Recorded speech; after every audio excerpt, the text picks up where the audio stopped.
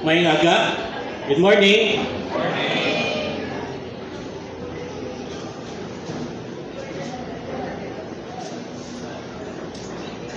Kagi ka mo nag-istorya-istorya nami, nagplano ka mo, excited ang tanan, damo na ka mo, may drawing pagid, no?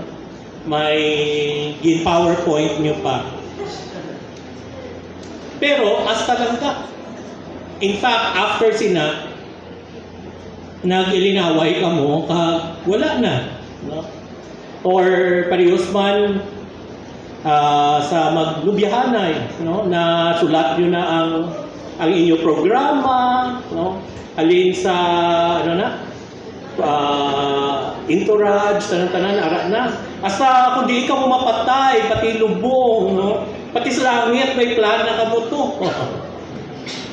Pero bangod sa kape, nag-away ka mo, wala na, no? Sa subong mortal enemy ka mo, no? O kung for example, grabe yung imong plano nga mag-high school ko na maamo ko sina, gusto mag-college ko, ako mag-take care sa imo nay, ako mag-kwan, abogado ko nay, maamo ko sina, ay. High school pa lang nagbusong na, no? Hindi gali abogado, sa laguron gali ang ihatag niya kay nanay niya. You know, pwede man ina sa aton pagtuon sa Book of Ephesians. Actually, katapusan ka na nawali sa Ephesians. Pwede na nga after naton pamati, reflect sa Book of Ephesians, after sadyahan kita, inspired kita. Pero pwede man na ang resulta ambis ka magtutom ka sa Ginoo, nag-backslide ka pagid. Instead nga mag-get involved ikaw sa church, ang natabo laing nga church ang intrahan mo. Ambis ka mangin better ikaw nga Christian, nangin bitter ikaw nga Christian. And this is why amo ini ang gusto i-guard ni Apostle Paul. No, para kay Apostle Paul, kinahanglan may mga certain relationships nga as we learn, may tatlo ka relationship nga dapat naton i-guard. Kung hindi kita gusto, nga ang tanan-tanan nga mga ipagtun-an naton mangin walay pulos. No? So, if you have your Bibles with you, let us read Ephesians chapter 6, verses 21 to 24. Ephesians chapter 6, verses 21 to 24. So together, ready, begin. So that you also may know how I am and what I am doing. Tychicus, the beloved brother and faithful minister in the Lord, will tell you everything. I have sent him to you for this very purpose, that you may know how we are, and that he may encourage your hearts. Peace be to the brothers, love with faith, from God the Father and the Lord Jesus Christ. Grace be with all who love our Lord Jesus Christ, with love incorruptible. Mag-pray kita na. Father, thank you, Gid, sa sining aga. Nagkabay pa nga, ikaw, Gid, mahimaya as we study your word, your Holy Spirit.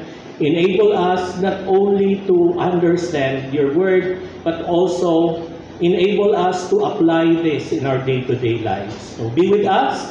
This we ask in Jesus' name. Amen. Amen. Ang Ephesians chapter 1, chapters 1, 2, and 3, dito na natin tunan kung anong ginubra sa Ginoo. Dira sa sininga passage, si Apostle Paul may duwa siya ka-prayer. Number 1, ma-appreciate natin kung anong ginubra sa Ginoo sa atin. Kag ang ginaubra niya subong, kag ang mga butang pag-iya pag-aubrawon sa aton sa future. Ikaduha niya nga prayer regarding sa chapter 1, chapter 3. Nga tangi, instead na maghandom kita sa mga earthly stuff, na mag-pursue kita, kaya tangi, ma-pray kita, first of all, for the Holy Spirit to empower us. And number 2, for the Jesus Christ, ang iya presence will be in us. Nga ang aton kabuhi will be a life of love together with the brothers. Kag siring niya, kag ang aton nga kabuhi will be filled sa Ginoo, kag Ginoo lang din. Because according to Apostle Paul, it is only through that we will be able to experience the fullness of our Christianity. Because siring niya, kung amuin niya ang experiensya nato sa Ginoo, we will be able to do things that are beyond what we ask or even think of, and glorifying God in our lives. Pagamuin na sa atong kabuhi, kanamo sa mga Kristohanon, even until now, wala nila ka-appreciate ang ilang pagka-Kristohanon. Wala giti nga, wala nila. Hindi lang nga, wala nila gina-appreciate ang ginobra sa Ginoo. Mga lain-lain ang ilang gina-pursue. And that is why yung pastor, why pag-ikuliya kaagi nga ang Ginoo nag-ubra sa akon sa mga butang beyond what I even asked or even thought of. Kag ina siya ma-experiensyahan ng gitna kung i-devout ni mong imong self sa gahom sa balaan ng Espiritu. Totoo lang gitna. No? Ang mga tao lang gid nga naghatag sa ila kabuhi sa Ginoo, sila lang gid ka-experience sa mga magic sa Ginoo. Kung hindi ikaw ya, wala gid, no, wala gid. So actually boring ang imo Christian life. Muna nga mga lain-lain ang imo mga pagpinsar sa pag-alagdan because boring. Pero siling niya, sa chapters 4 and 6, siling niya, that is why, if you appreciate kung anong ginobra sa Ginoo, and the potential sa imo maubra when you devote yourself sa Ginoo, siling niya, it should start first by walking in a manner worthy of His calling. Kung ba't silingon, kung intindihan mong ginobra sa Ginoo sa imo, kag pag-aubra ko niya pagid sa imo, kag ang power, ang mga magic nga pwede niya maubra sa imo. Silin niya, the first thing that you do is to reciprocate what He did to us. No, so mo to yan, sulit-sulit ko gid ba siguro lang mapuhol na. Pero kung ginhatag sa Ginoo ang iya kabuhi sa imo, ginhatag niya ang best sa imo. Ang Ginoo ga-expect man, nga ihatag mo man ang kabuhi mo sa iya, pag ihatag mo man ang best mo sa iya. But these are these are easier said than done, because we said last time that we are in a battle. We wrestle not against flesh and blood, but against principalities, against powers. Grabe ang schemes ng enemy. Nga hindi kita ka-focus sa aton pagkigugma sa iya, pag-ubra sa iya. Kaya kadamo gina siya sa mga excuses ihatag sa aton. And that is why we need to wear the full armor of God. Kag naghambal siya last time, sila niya, we need to pray at all times in the Spirit. No, with all prayer and supplication. All the time. No? All the time. Ang tanan nga time is the best time to pray. Why? Because the enemy is also not stopping. 24/7 ang gusto niya gugon kita. So tanan-tanan ng mga prayers, kag sila niya, you need to be on alert. We need to persevere and making supplication for all the saints. Especially, Selinia, we really need to pray for those who share the gospel boldly, just like Apostle Paul, for which I am an ambassador in chains, that I may declare it boldly as I ought to speak. The only way na mapiyagdigid naton ang yawa is that we engage or we take part, we encourage, we pray for people who share the gospel. Ngaman, kay ang tao nga ara sa kingdom of darkness, after na magtuo siya kay Jesus Christ as His Savior and Lord, wala din niya, he will not perish but have eternal life. Wala na dayon hold sa iyang yawa. So, gusto niyo piyardihon ng yawa. Pag-share ka mo. So, ano pang ginhambal ni Apostle Paul, if there's one thing that I want to pray, is for the gospel to be preached boldly. by believers. Pero after sina,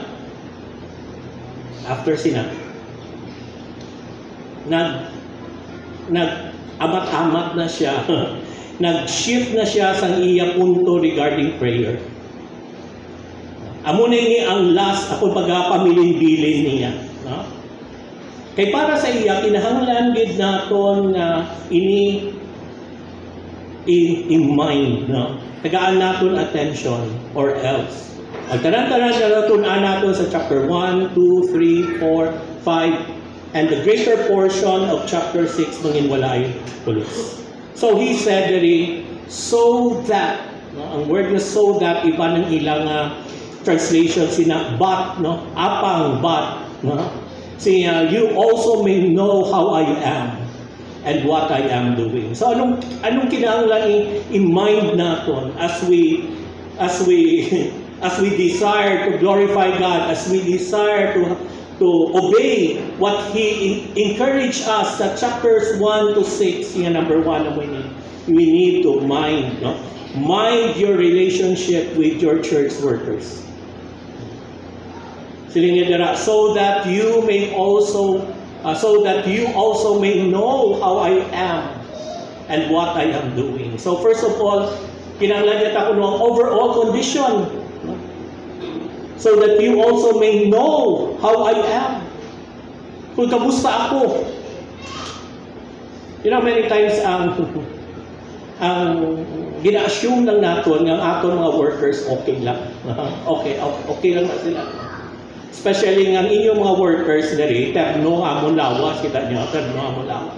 May specified din kami ang a figure, no? Kasi Pastor Glenn gamat-amat naman, no?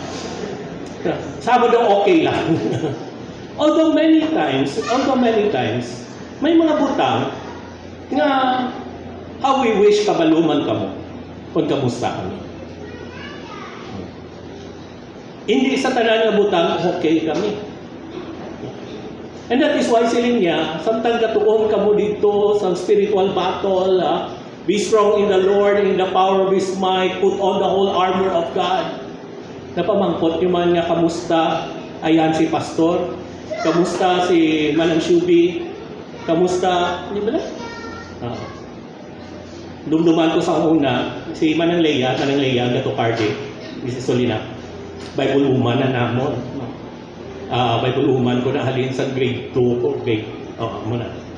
Nalipay ko nga sa nagtigulang ko, ara sa gyapon. Pero bata pa na siya. Kada Sunday, nasadyahan kami na magkato sa parsonage to. Kaya kung ano itong ilasudan, ginakaon namon. Imagine mo, mag-grade 6 ka, first year, second year, ganyan rusgan, ginaya mo. Kita ka mo, bungbong na yung magkaon ka. Namiyahan din kami na ito magkatulayon, nag-report na kami ito, kay makaon na kami. Wala di kami ga-insindi nga, hala. Ano man, may kalanon pa di sila. Ano man, wala lang din siya, kaya sadyahan din kami nga magkaon. Well, ipamangkot ko siya later na tips. Ano tips ang kasulod sa mind mo nga kada Domingo sa hapon at takihon ka mo namon kagaunon dito. Siya, magtapos galipanyaga kami, gambal na ko na sa iya partner na Bible-uman. Taguon ta ni hapa ang sudan kay base makit-an ni karodila wala ta pa niya punon. Nga, ga-enjoy kami mo. Wala kami kabalo gali nga bangod sa kasadya namon, magutman niya gali amon Bible-uman. So that is why sa aton, hindi pa man kami guro magutman na. Pero nami man nga from time to time may mamangkot sa imo nga pastor kamusta ka? Hindi ba niyo kapag pamangkota tanan dayon kay yawan ako na interview, no? From time to time nagka-appreciate man namon nga kamusta, no? Kasi matibot ka mo bala si Manang New Angel mapakasal na wala yung kabalo. Muna ni, malakat na siya sa Europe, no? Kay European ang napamanan. You need to know kaya.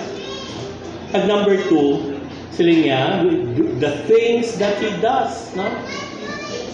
Sila niya, so that you may also know how I am and what I am doing. Ang word na doing can mean to perform repeatedly or habitually. Though this meaning cannot always be pressed. May isa ko na ka-word nga ang meaning niya sa doing stresses on accomplishment. Ako nag-ubra sang balay, nag-ubra sang auto, nag-ubra sang cake.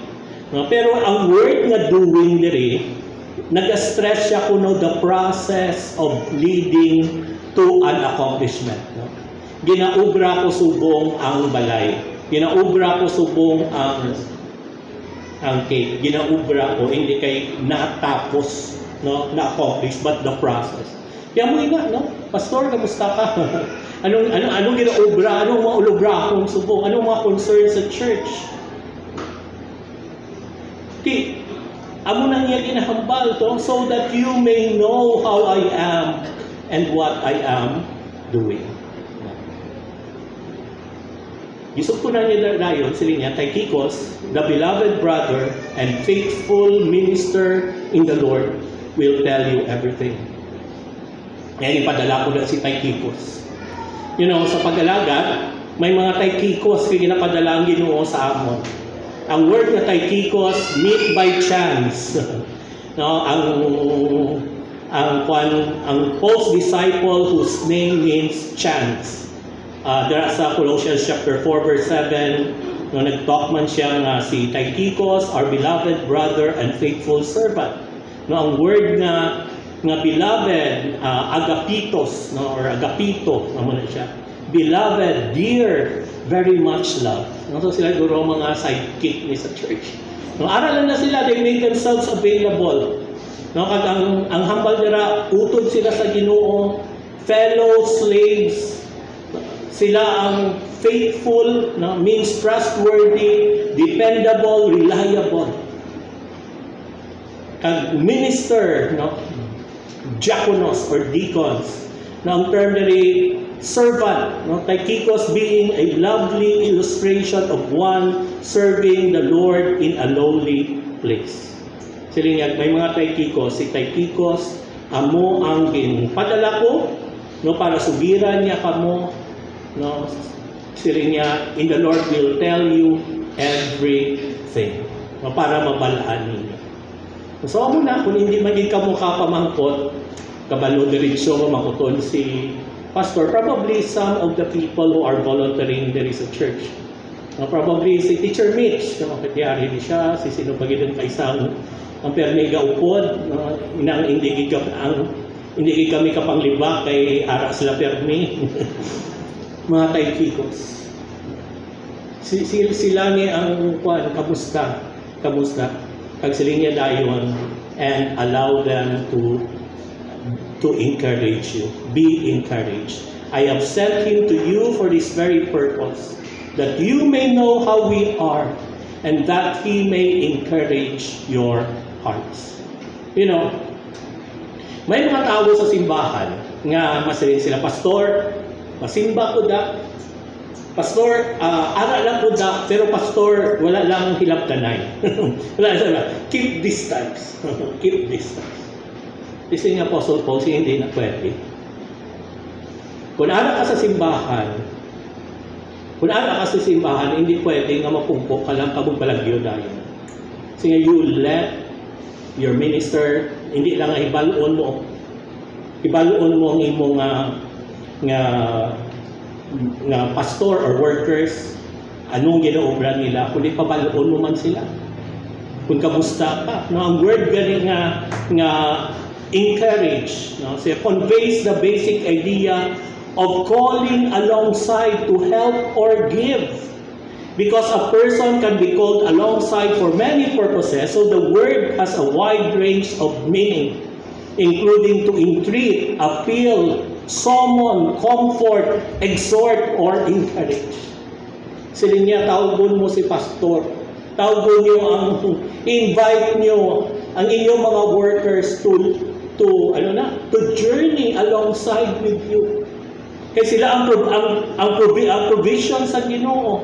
No, to ang kadungdong ko sa una sa isa naton kawaling ang mga workers naton sila gaput sense sa inyo pagpangabuhi.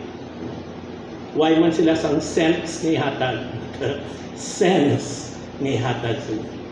Actually, ang classic nga use ni is gina-use ini sa mga soldado, no? Ngayon mga soldado nga they are being exhorted, no, about when they are about to go to the battle. No? So it conveys the idea of comfort, but always with the idea of enabling a person to meet some difficult situation with confidence and with gallantry. So sa kabuhi naton hindi hapos, ang kabuhi naton budlay-budlay. And that is why we have church workers, we have elders, we have people, we have leaders inside the church to walk with you, to put some sense. Di masigit wala mo ko ginakatuan ni pastor. Sige, ang hambalyatiya, you come alongside. Sakto? Hindi bang kita damo, pero imagine mo kung pila kita, 150, 160, imagine mo 160 bata mo. Sakto? Hindi ko na maistorya isa-isa, pero kung may problema ang bata, palapit siya kay tatay niya, mag-istorya. Sakto? Kung kaysa kasubo lang yun, kinagakakibot lang po. Kung maanag amuna. Tani ito kung ginistoryahan tani, taniday kung ginistoryahan tani. Sakto?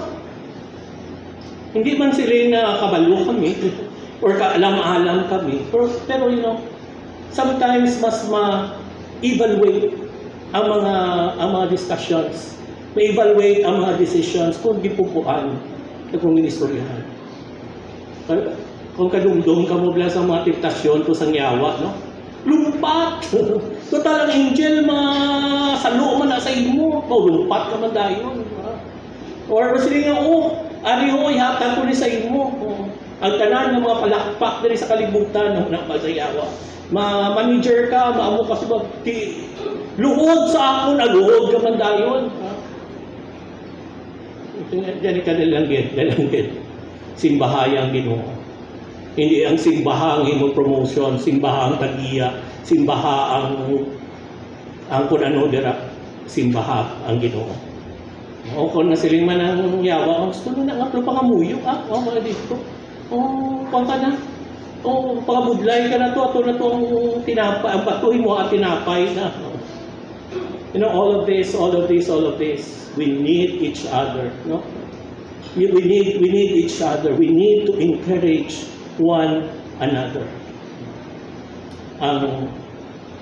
May isa pa gani ng mga Greek historians kuno mag-use ang word nga para kaleo amo ni siya ang encouragement, no? Nag-suggest no nga ang ini ko ng mga Greek regiment, no, or battalion which had lost heart and was utterly dejected. So gapadala sila general to encourage, to challenge these soldiers. Tingdom, bato! Kaya doon sa sining adlaw, kila sa aton ang discourage, daw mag-give up ka na, daw pan ka na, basi pa lang, come alongside. Come alongside, kay basi ari man lang yung solusyon. Ari man lang siguro ang palamanhon mo, ari man lang siguro ang asawon mo. Or basi, ang kinanglan mo nga trabaho, ari man lang di or whatever. You come alongside. Be encouraged. Encourage your heart, not your head, not your mind, as much as your heart. The seat of emotions or feelings. The control center of our being. Man kung kaisakon ang heart na ang mag-iho. Kabudlay. Bisan wala niya make sense. Ito? Ano pa, hindi ka maglakat sa mall nga ang heart mo ga-struggle. Kaya hindi ka ginaya ka-discern kung mahal na ako ni hindi. Sakto ginanya. Amo na galing isang kaisa sa mga relationship may ginatawag na nga emotional rebound. Ay nag-break ka lang, may nagsalida ko dayon. Bili mo, amo na yung provision sa Ginoo. So ulit pag sa nakapanghilamos ka na, Siya-Janikano niya. Binapon, provision, temptasyon, galit. You know, all of this, mga utod, we need to work hand together. Hindi yung pagagwantahan. Of course, hindi man kami ang sabat sa tanan yung solusyon, at least pro kabalo lang kami. Kainchindi lang kami. Number 2, hindi lang pag-mind ang relationship niyo sa pastors. But number 2, you mind your relationship with your fellow believers. Sila niya, peace to the brothers and love with faith from God the Father and the Lord Jesus Christ. Kagano pagit, grace be with all who love our Lord Jesus Christ with love incorruptible. Kung nadumduman niyo, ang aton nga walis ang una sa, I think this is our second preaching sa book of Ephesians. Nagsiling kita, ang ibasa natin, Paul, an apostle of the Lord of Christ Jesus by the will of God, to the saints who are in Ephesus and are faithful in Christ Jesus. Grace to you and peace from God our Father and the Lord Jesus Christ. So siling natin nga dapat ang atmosphere sa sulod sa simbahan amo ang grace and peace. Now wherever ang mga mag-ulutod sa Ginoo, dapat ang atmosphere nila grace and peace. And we said last time nga ang peace, ang butsilingon niya sini is to join or fasten together so as to bind together that which has been broken or divided. It conveys the idea of setting at one again. So si Apostle Paul wala nagahambal na sa atong simbahan, wala gid sa maglainay buot. Wala gid sang mag-away, Sila niya mo ini, pero ang relationship should be at peace. Kay ang peace nag-imply siya nga nabuka pero ginbalik. Buka pero ginbalik. Amo na aton. We are kay makasasala kita, there's always an opportunity nga ma-offend ka mo sa pastor nyo, pero tani mapatawad mo lang so that there will be peace. There will be peace. There will be peace. So, ang word ko nga peace, Irene, which means clear and free of storm of unpleasant change, stresses, and unclouded and lofty tranquility. Now, peace implies health, well-being, and prosperity. Christ, Jesus, through the blood of His cross, binds together that which was separated by human sin when the sinner puts his faith or her faith in Christ Jesus the Lord. Yambot, sa aton, are we at peace? Kasi may iban dali sa aton nga hindi ka pa at peace, patawaran na lang na. Kung 5 man lang to ka pesos, patawaran na lang. Patawad na lang. Patawad. Kaya sila niya kanami pala, ini nga peace, sila niya must be accompanied by love. Meaning to say, unconditional love, love like God gives, supernatural love, possible only by those who are filled with the Spirit, or those who walk by the Spirit and bear the fruit of the Spirit. Kaya kainchindi ka, nga ikaw ginpatawad man lang sa Ginoo. And that is why, bisan naka-offend pa na sa mo, pursue peace. Because you love the brothers. Kag isa pa gid hambal niya faith, Peace to the brothers and love with faith, Trust, belief as a gift from the Father and the Son. Tungod sa aton nga sa faith nga ginhatag sa Ginoo, ang dugma sa Ginoo, and that should motivate us to have peace. Ang ikatwa pagit, hindi lang peace but grace. Grace be with all who love our Lord Jesus Christ with love incorruptible. Grace, charis, no? Describes the undeserved, unmerited favor of God, which He rains down upon us without expectation of return. A practical definition of grace is that it presents God's enabling power to overcome the world, my flesh, the devil. No? Without dependence upon the sanctifying grace, saints cannot live the supernatural or victorious Christian life. So, hindi lang pagpatawaray, but we should be also gracious. Kaya ang Ginoo nanging gracious man sa aton. Kay saya, ikaw anay, bugdong ka anay, bugdong ako anay, bugdong ta ka, kung bugdong laman. Ay, sa totoo lang, kung hindi kita gimbugnos ang Ginoo, wala kita. And that is why, sa aton, we should be gracious. Sino man ang masugata niyo, paano ginang nga ka mahal gina sang laway mo, kadahambal mo, gagasto ka gid $5,000. Smile. Sa totoo lang gid pala, sa totoo lang gid, mas nagwapo kita wala kang smile. Kung wala kang smile, totoo. Wala kang smile, do abi na bala sa iban nga tao, dugin taog-taog ka. Smile. Sa wala kayong road bulsay, pag-smile. Kag totoo lang kayo, dasig ka pa nakapangasawa. Smile. Totoo. Ano ba? Totoo. Di ba siya mamask na lang ako, pastor? Smile. Wear your smile. Okay? Ang tawag na smile, mag-an ang dating mo sa iba ng mga tao. Kung wala ka smile, abi na nila, ginapahog mo. So sila niya gracious. No? Be gracious and gracious. No? Ang pulpit commentary nagambal siya bala, peace is conjoined with grace. No? They are like mother and daughter, or like twin sisters. Grace is the only foundation of true peace. Whether peace with God, peace of conscience, rest and satisfaction of soul, or peace toward our fellow men. So the source of grace and peace is God our Father and the Lord Jesus Christ. So I hope diri, no, kung ano man nakatabo, grace and peace. Grace and peace. Sa inyo balay, grace and peace. Do mga aksi na si Mrs. mo, kay atraso mo, Mrs. Grace and peace. Grace and peace. Okay? Paugtas ang bata mo, grace and peace. Grace and peace. Grace and peace.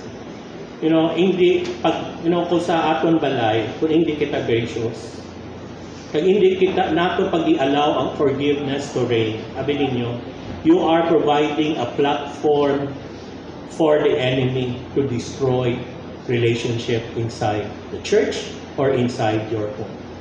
Anong nagaguba sa relationship sa sulod sa balay? Unforgiveness. Sakto? Di ba lang? Amo nagambal siya nga, kung mag-away ka mo, hindi nyo pagpagabihan. Hindi nga pagtulubot sila mo, as much as possible, kung mag-away ka mo, pati sila niya, amo na ang i-take advantage sa devil. Kung ganyan ulo mo, kasi pala mag-shopee ka, kung ano-ano papakal. Mga espada, ato big mom, no? Grace and peace. Grace and peace.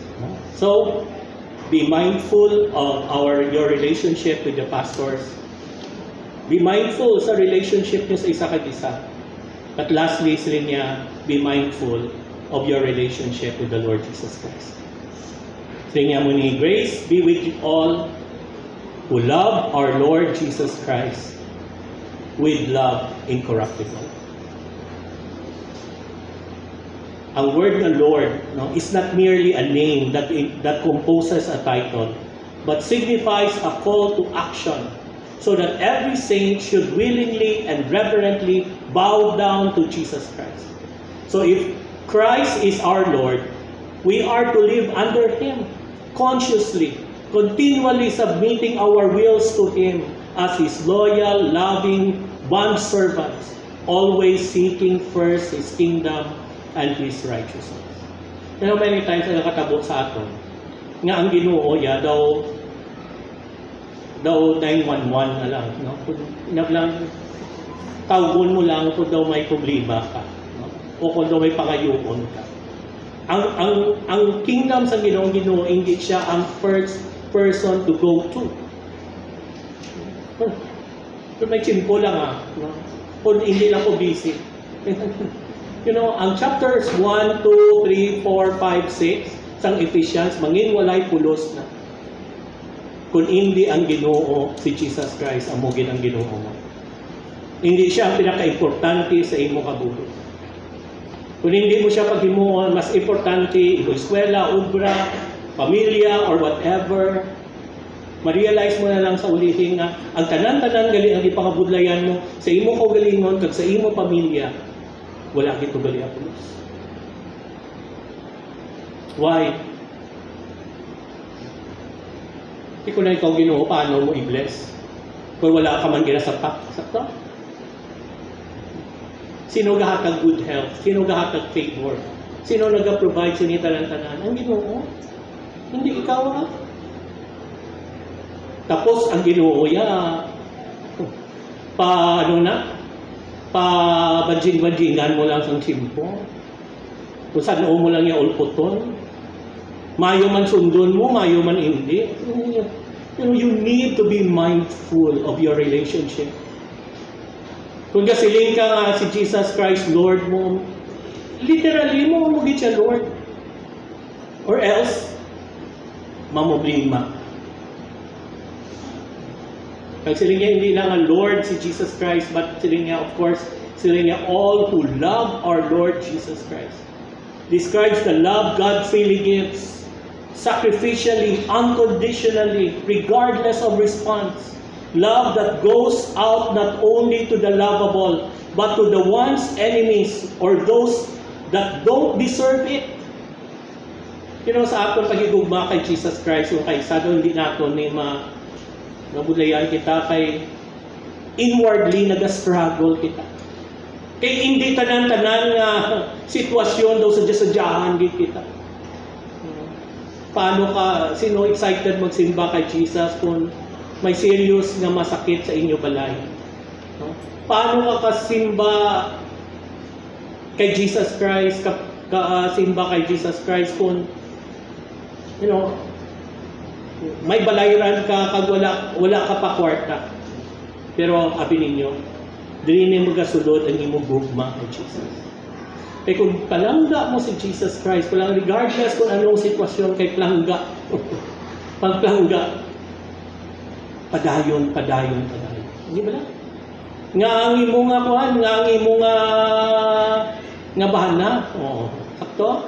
Hindi ba sa tanan nga tiyon may yamot gid or may himok gid kaya mo sige. Pero nga ginagwanta mo. Sigugma mo.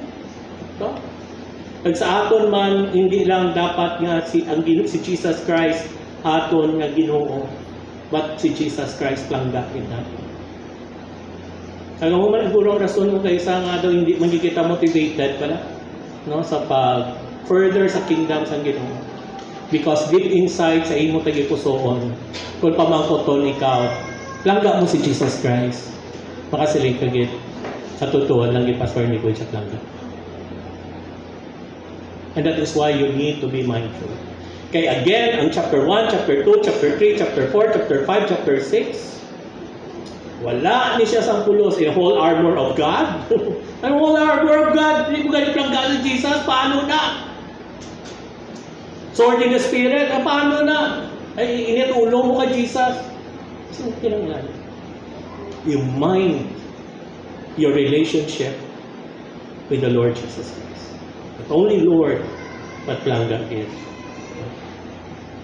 Yung last rin hambal niya, ang klase isang love incorruptible.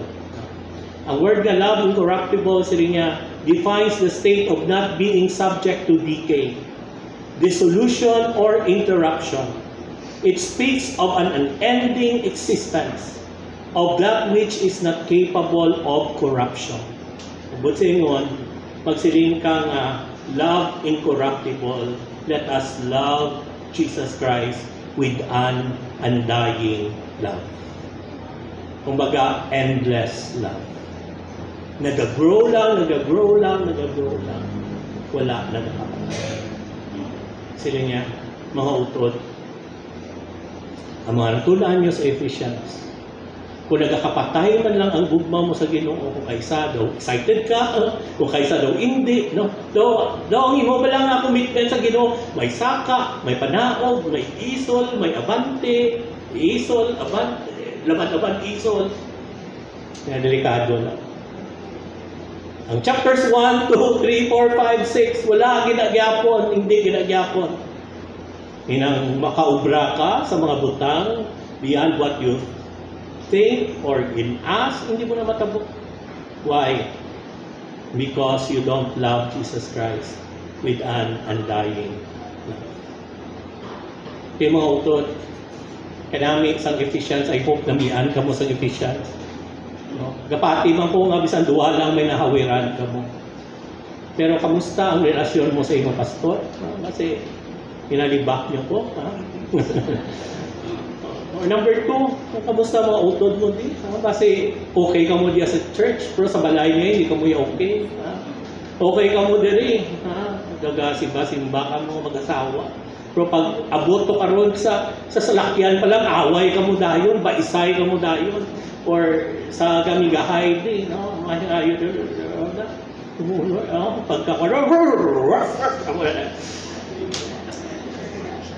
Or kamusta ang imo nga relasyon kay Jesus Christ? Makakanta ka gidayan si sila nga, I love you Lord and I lift my voice to worship you, O my soul, rejoice. Take joy, my King, in what you hear. May it be a sweet, sweet sound in your ear. Nabilang, gawali ako diri, si Jesus gatulok sa imo, nagasalin siya.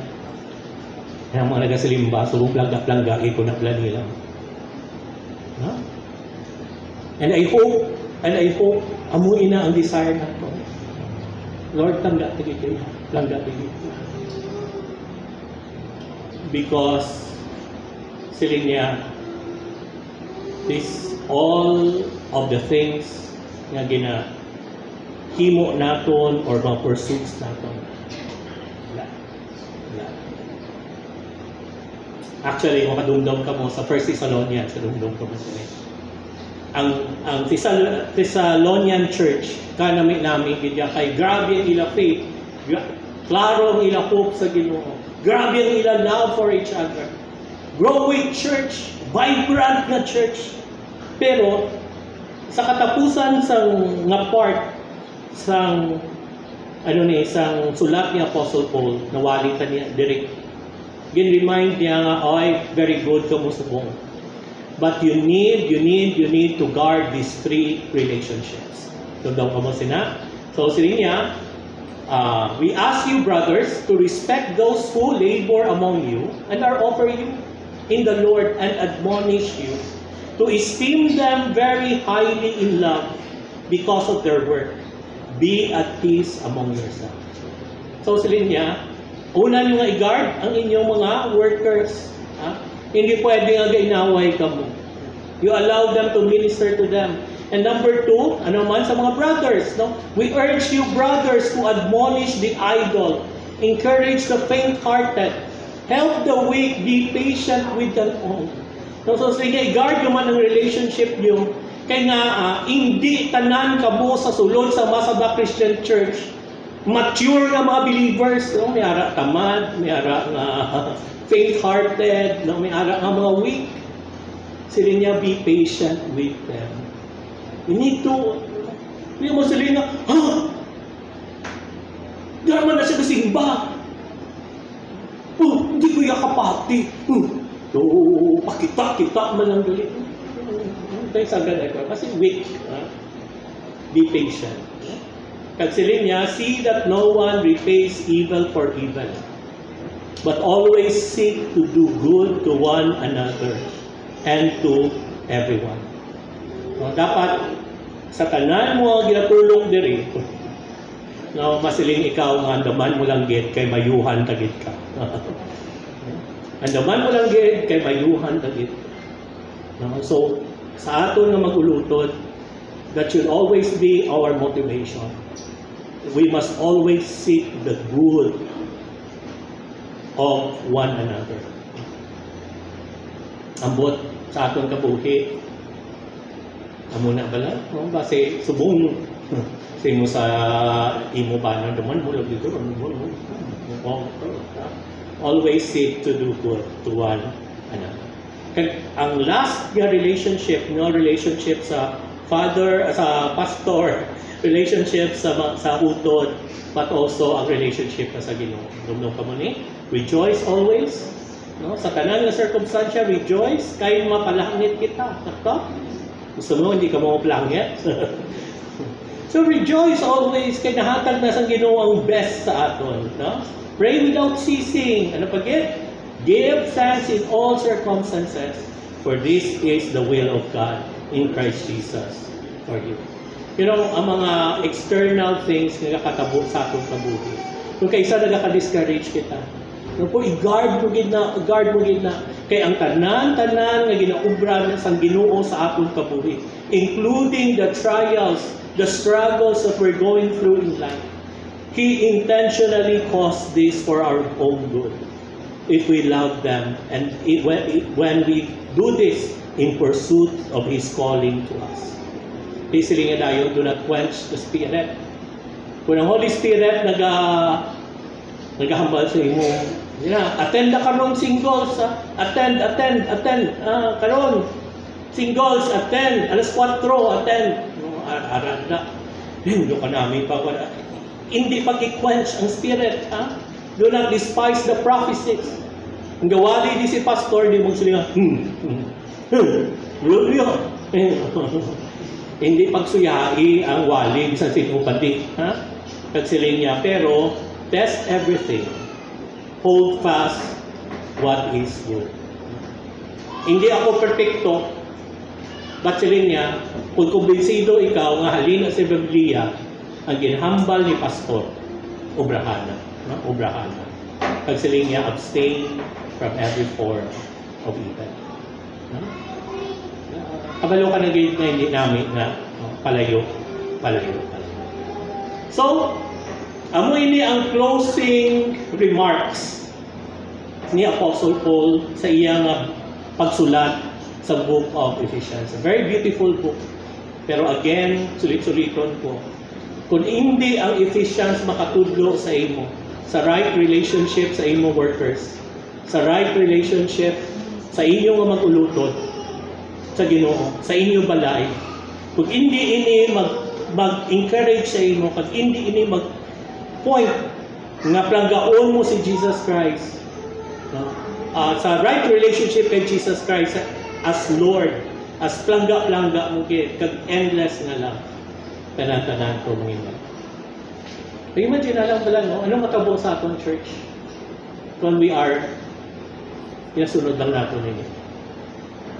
Right relationship sa leaders, right relationship sa isa kag isa, right relationship with the Lord Jesus Christ. And that is why mga utod, tandaan natin ini, all our learnings are nothing when it will not result to a right relationship with our pastors, fellow believers, and the Lord Jesus Christ. All our learnings are nothing when it will not result to a right relationship with our pastors, fellow believers, and the Lord Jesus. Ang hindi ba lang?